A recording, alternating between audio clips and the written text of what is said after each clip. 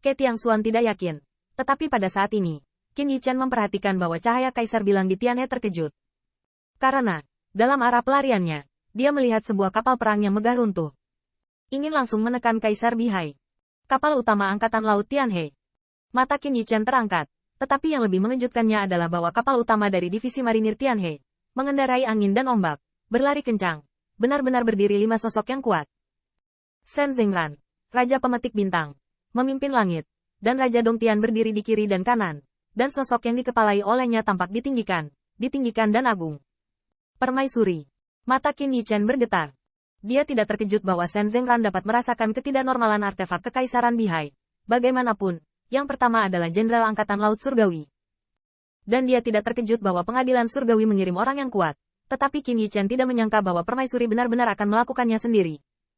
Siapa aku? Ternyata Permaisurilah yang secara pribadi membantu Feng Mou mencegat artefak Kaisar Bihai. Benar-benar kerja keras. Kaisar berdiri di Tianhe, dan jubah kepalauan Feng berkibar, menunjukkan kekuatan surga yang abadi. Tapi di wajahnya yang agung, dia perlahan mencibir, dan itu menjadi lebih dingin saat bintang-bintang berdesir. Pisau pencuri, aku akhirnya membiarkan istanaku menangkapmu. Anda belum memikirkannya, saya tidak bisa menahan diri untuk tidak bunuh diri, kan? Pada saat ini, 4 raksasa kaisar termasuk Ke Tiangxuan semua bergegas untuk berdiri di samping Qin Yichen. 10 pria kuat saling menatap dengan marah, tetapi kengerian antara ekspresi Ke Tiangxuan sulit disembunyikan. Permaisuri benar-benar datang sendiri. Anda tahu, Permaisuri juga seorang kaisar yang kuat. Mata Dewa Ke Tiangxuan berbalik dan tiba-tiba berteriak, ternyata itu adalah Permaisuri dan Permaisuri. Tua dan sopan. Tapi orang tua itu ingat senjata Kekaisaran Bihai, tapi Yang Mulia setuju untuk memberikannya kepada Tianxing. Anda tidak bercanda. Apakah Permaisuri dan Permaisuri akan melanggar anugerah surga? Haha. Permaisuri mencibir dan melirik kiri dan kanan. Apakah ada yang seperti ini? Mengapa istana ini tidak tahu? Ada di antara kalian yang pernah mendengarnya? 4 Raja Pemetik Bintang tetap diam. Seolah-olah, di dalam Tianhe yang dalam dan indah ini, siapa yang peduli jika tidak ada lelucon? Pisau pencuri. Saya ingin mengucapkan terima kasih karena telah membantu artefak Kaisar Bihai untuk mereproduksi kekuatan kekaisaran. Dengan cibiran, Permaisuri perlahan menatap artefak Kekaisaran Bihai yang diblokir oleh kapal utama Angkatan Laut. Matanya bersinar terang. Bian Ulang, tahukah kamu apa raja dan yang kalah? Raja istana ini adalah Kaisar Surga saat ini. Hari ini adalah hari ketika kamu, Menteri Pemberontak, kalah dan menyerah. Dalam waktu singkat, artefak Kekaisaran Bihai melonjak dengan cemerlang, dan sosok megah laut kemarahan biru yang dipadatkan oleh gelombang marah yang tak terhitung jumlahnya muncul lagi. Fan Yujun. Zitong adalah semacam nama kesopanan yang diberikan oleh Kaisar Surga kepada Permaisuri, dan Fan Yujun adalah nama Permaisuri. Kamu wanita beracun. Kedua belah pihak adalah musuh genosida. Bisa dibayangkan betapa sedih dan geramnya Bian Hui saat ini. Mata dewa yang dipadatkan oleh gelombang amarah telah memerah.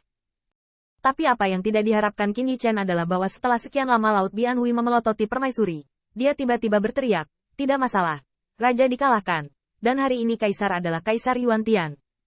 Keluargaku tidak terlihat. Aku ingin turun. Tapi, begitu percakapan berubah, mata Dewa Merah itu tiba-tiba mengunci Qin Yichen. Senjata klan saya telah dinodai oleh pisau pencuri ini selama bertahun-tahun. Jika kebencian ini tidak dilaporkan, ratusan juta orang klan yang telah dikorbankan oleh klan saya hampir tidak bisa memadamkan kebencian mereka. Ketika Permaisuri mendengar ini, dia langsung tersenyum. Tidak masalah. Tetapi ketika dia mengatakan ini, Ke Tiangxuan tercengang. Kaisar, apakah kamu bodoh? Dulu, saat kita menyapu klan Bihai, kamu dan aku punya andil. Apa menurutmu Biang Lang ingin membunuh kita? Akankah ia menyerahkan Yuan Tiandi? Ini jelas menunjukkan perpisahan. Senang duduk kembali. Namun, Permaisuri mencibir. Tentu saja istana ini tahu. Namun, bahkan jika lautan amarah biru terus-menerus memprovokasi, akankah istana ini membiarkanmu pergi? Bunuh aku. Dengan perintah dari Permaisuri, 4 kekuatan besar dari King of Star Peking berkumpul, dan Wei Lingtian semakin tersenyum. Yeah, Thief Knife, apakah kamu sudah menembus Dahua Realm? Itu luar biasa. Kudengar saat kau menyelamatkan Huaxu, kau sangat bergengsi. Bahkan Lilin 9 Yin berani memprovokasi. Pisau pencuri, di mana palu kaisarmu? Di mana alat bihai kaisar? Bahkan pisau kaisar pisau ada di tanganmu. Itu juga menjadi besi tua. Melihat 4 kekuatan surgawi dari serangan itu, Ke Tiangxuan tidak bisa menahan keterkejutan. Jelas, kekuatan mereka tidak sebagus surga. Belum lagi kekuatan tirani Raja Penangkap Bintang. Tepatnya, kekuatan mereka tidak berubah. Tetapi kekuatan Tianxing saat ini telah turun tajam. Palu Kaisar Luyu tidak dibawa keluar, dan artefak Kaisar Bihai tidak lagi digunakan oleh Tianxing, dan mereka bahkan ingin memakannya kembali. Selain itu, pedang Kaisar Pedang Gila bukanlah pedang Kaisar meskipun Taoisme bawaan Heze adalah kebijaksanaan tertinggi dari klan Heze. Dalam banyak kasus, itu mungkin tidak lebih berguna daripada Kaisar Bihai. Terlebih lagi, permaisuri datang secara pribadi, dan pertempuran ini juga dirugikan. Ke Tiangxuan mengertakkan gigi dan bergegas ke depan. Siapa yang mengira bahwa mereproduksi prestise Kaisar adalah hal yang luar biasa dengan menawarkan untuk menyempurnakan artefak Kaisar. Tetapi dia akan sampai sejauh ini. Ini jelas merupakan provokasi oleh Blue Ranger. Pada saat ini, permaisuri melihat sosok Qin Yichen tanpa senjata kekaisaran Bihai, dan sepasang lengan ilahi yang hanya memegang pedang ilahi. Dia hanya merasa sangat konyol. Namun, permaisuri tidak bergerak, tetapi sepasang mata yang cerah, menatap artefak kekaisaran Bihai sambil tersenyum. Blue Angesi, bahkan setelah menyerah, dia tidak dengan hormat menyambut Kaisar Ran dari istana ini. Sosok besar Laut Bianu mencibir dan melesatkan langit penuh tsunami. Master Fan Yu, apa menurutmu dewa itu akan menyerahkanmu, wanita beracun? Ratusan ribu klan saya Erlang, semuanya mati di bawah Erlang Tudao. Anda dan Yuan Tian, menginjak tulang klan saya ke istana Raja Surga Tinggi. Masih ingin dewa itu menyerah? Permaisuri mencibir ketika dia mendengar kata-kata itu. Dia tidak pernah mengambil inisiatif untuk menekan Qin Yichen pada saat pertama. Tentu, dia sudah menebak ini sejak lama. Saya sudah lama tahu bahwa Anda anti pencuri adalah tulang murahan yang sama. Binuhai, apakah kamu masih ingat segel ini?